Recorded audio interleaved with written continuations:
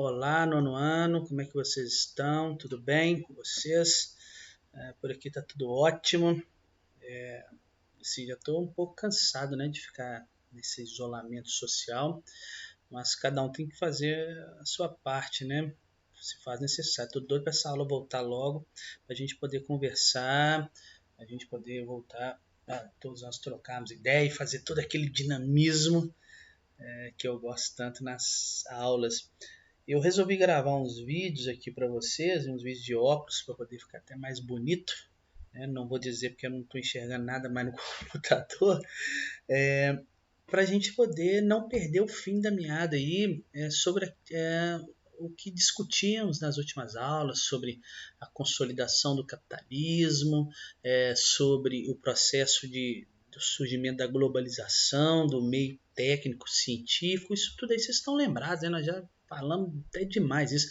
Eu me lembro que as últimas aulas eu falei sobre integração econômica, né, o surgimento dos blocos regionais, também conhecidos como blocos econômicos, passei a União Europeia, passei o Mercosul, enfim. Mas eu quero que que a gente comece a pensar agora sobre as diferenças que o mundo tem quanto às suas desigualdades. Por que tem locais que são desenvolvidos e outros não? Por que tem países que são extremamente ricos e outros não?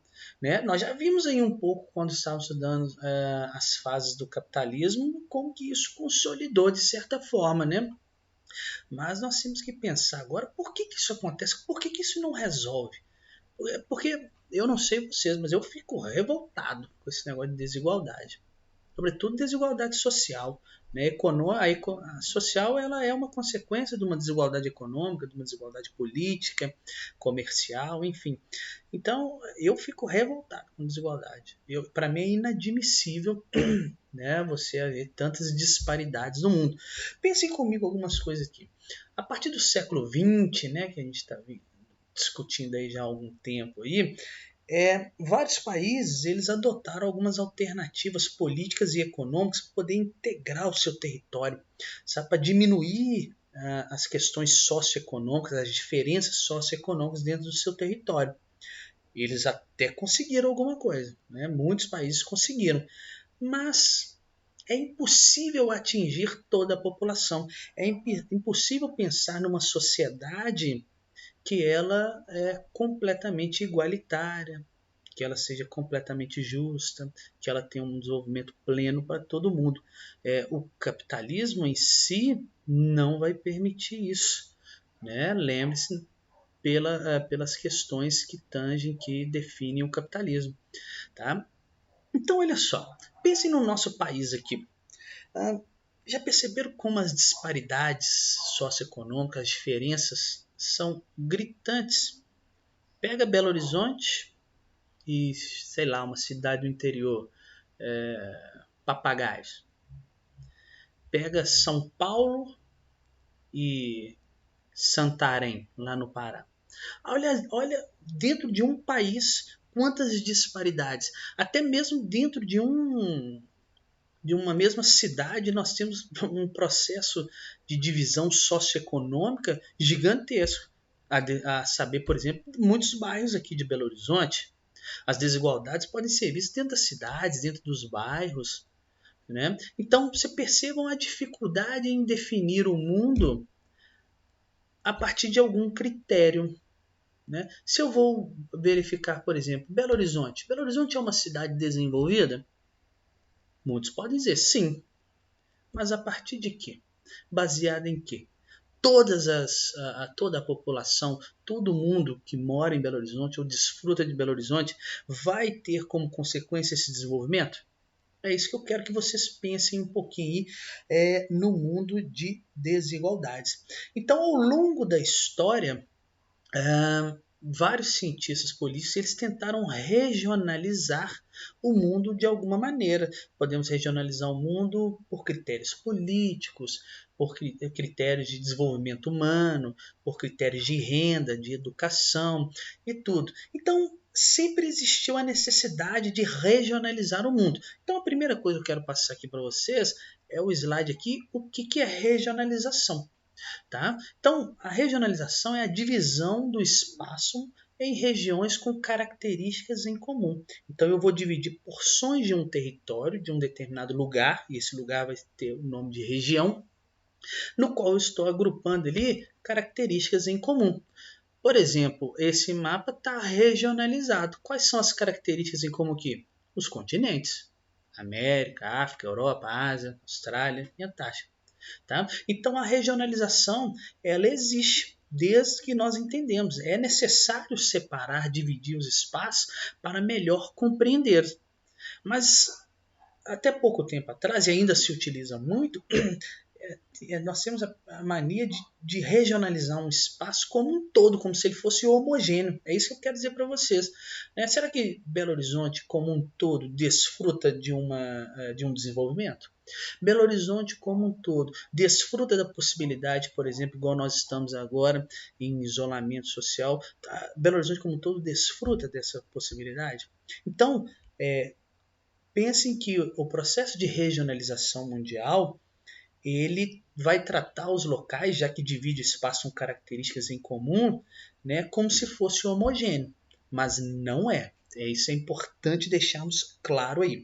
Nós tivemos como uma das primeiras formas, uma das mais utilizadas formas de regionalização do mundo, adotando critérios políticos. Isso aqui aconteceu na época da Guerra Fria, que estava aquele conflito entre o socialismo e o capitalismo. Já ensinei a vocês também. Nós tivemos uma regionalização, então, que foi criada no período da Guerra Fria entre primeiro, segundo e terceiro mundo. O primeiro mundo representando os países capitalistas, olha só, e desenvolvidos, hein? Países ricos, hein? Pelo amor de Deus. O Canadá, Estados Unidos, Europa, parte da Europa, né? Claro, Austrália. Então, esses eram os países capitalistas desenvolvidos, primeiro mundo. Até hoje utiliza-se isso, né?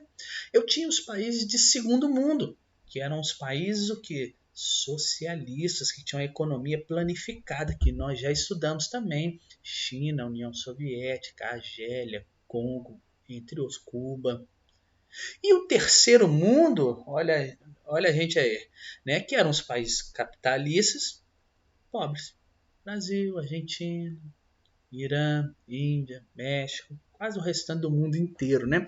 Então olha essa regionalização, esse critério político. Ele dividiu o mundo de forma homogênea. Você é capitalista rico, você é socialista e você é capitalista pobre. Ele não está analisando profundamente todos os espaços, todos os processos, todas as nuances que existem em cada particularidade, todas as particularidades de cada lugar, né? Então, principalmente a partir de 1989 e 1991, que nós tivemos o fim da União das Repúblicas Socialistas Soviéticas, o fim do socialismo, esse modelo de regionalização já não serve mais.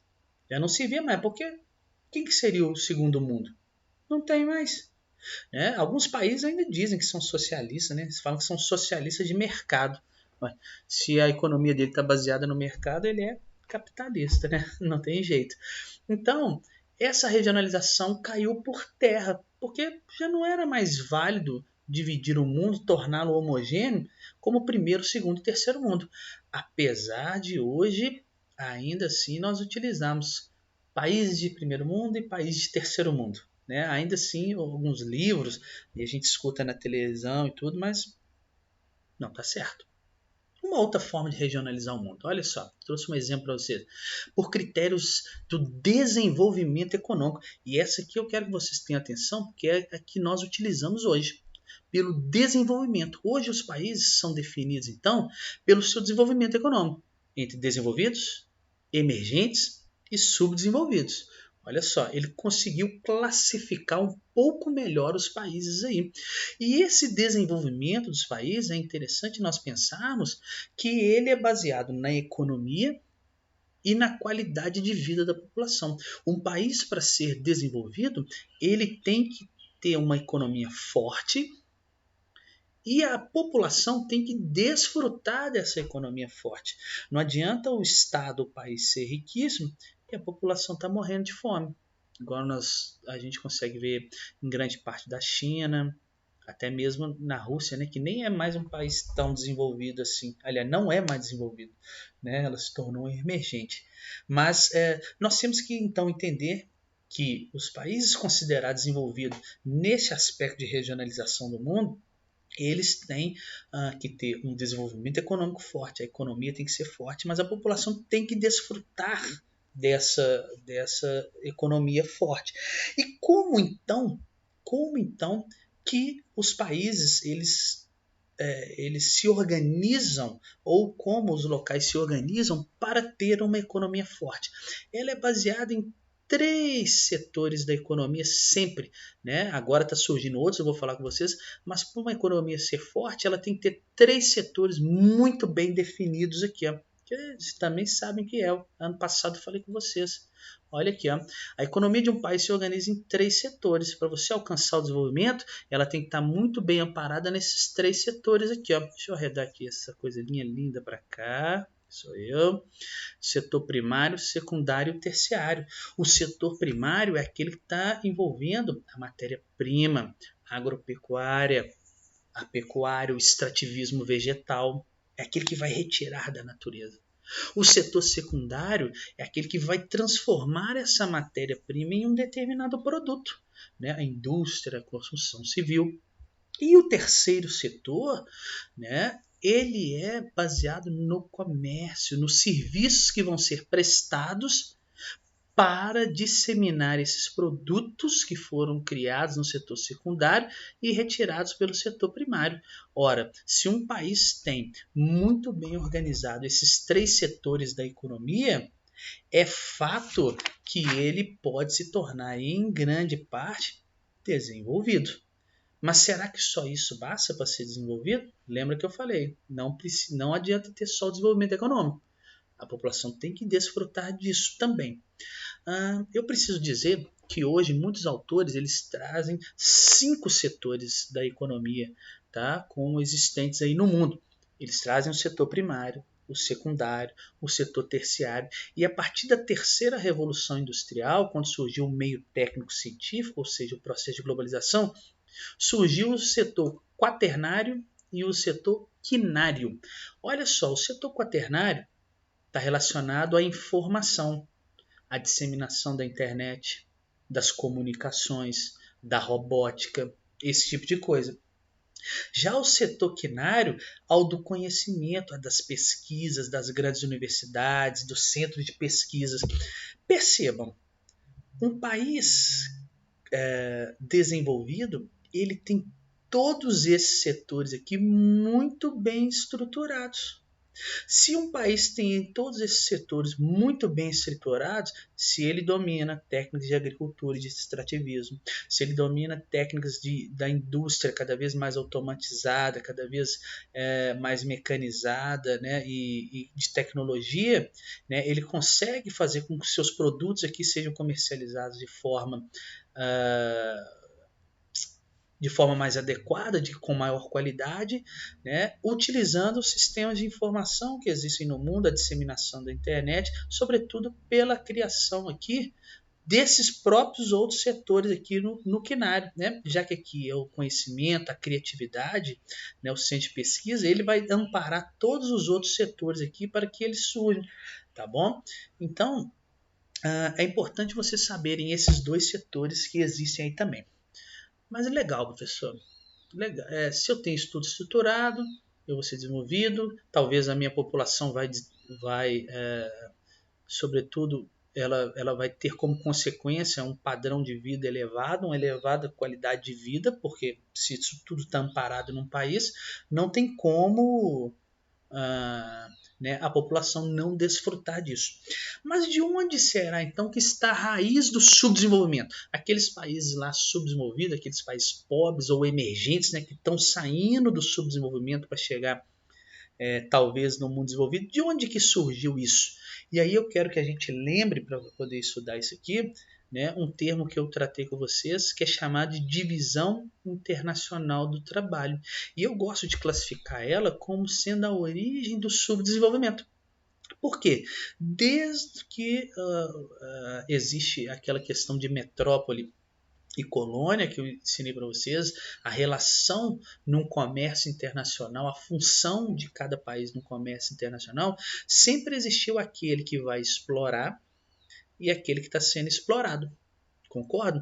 Então, por exemplo, na época das colônias, né, lá das grandes navegações, eu tinha as metrópoles, Portugal, por exemplo, ela descobriu o Brasil, ela vinha para cá, retirava os recursos do Brasil, transformava esses recursos, acumulava a riqueza desses recursos lá na Europa, lá em Portugal. E o Brasil era constantemente o que? Explorado, tá? Era retirado os seus recursos. E o dinheiro desses recursos não era investido aqui. Então, as causas do subdesenvolvimento estão ligadas muito a esses processos históricos de exploração, e dominação política, dominação econômica, dominação social, dominação cultural, que constituíram aquelas relações de metrópole-colônia do passado. Tá? É só você lembrar aí das minhas aulas passadas que eu já falei sobre isso. Ora, o Vale do Silício, por exemplo, nos Estados Unidos, um dos maiores centros de tecnologia, de pesquisa do mundo, faz parte do setor quinário, né, que nós falamos. Ora, se eles desenvolvem a tecnologia, não há como, por exemplo, o Brasil, que é subdesenvolvido, concorrer com isso, porque o Brasil mal tem centro de pesquisa. Estão entendendo a relação, como que existe essa dominação de um país em relação ao outro, e eles têm o que a gente chama de royalties, né? Então o Brasil, para poder usar uma tecnologia que foi inventada, que foi criada nos Estados Unidos, ele tem que pagar por ela. E aí você vai perpetuando um ciclo de riqueza, um ciclo onde quem é desenvolvido permanece desenvolvido, quem é subdesenvolvido vai permanecer subdesenvolvido, tá? Alguns países do mundo eles têm saído dessa zona de subdesenvolvimento, que são chamados os países emergentes, no qual o Brasil faz parte, tá? São países que a economia cresceu nos últimos anos exponencialmente, ela cresceu de forma acelerada. Um dia, talvez, se continuar assim, ele pode ser desenvolvido, desde que resolva o problema das disparidades socioeconômicas, as desigualdades que existem dentro do nosso território. Tá ok? Ó, espero que vocês tenham entendido. Eu falei que ia falar pouco, mas não consegui, né? 18 minutos já de aula. Na próxima aula eu vou vir e vou corrigir com vocês alguns exercícios, tá bom? Até a próxima, um abraço para todos vocês. Bye, bye.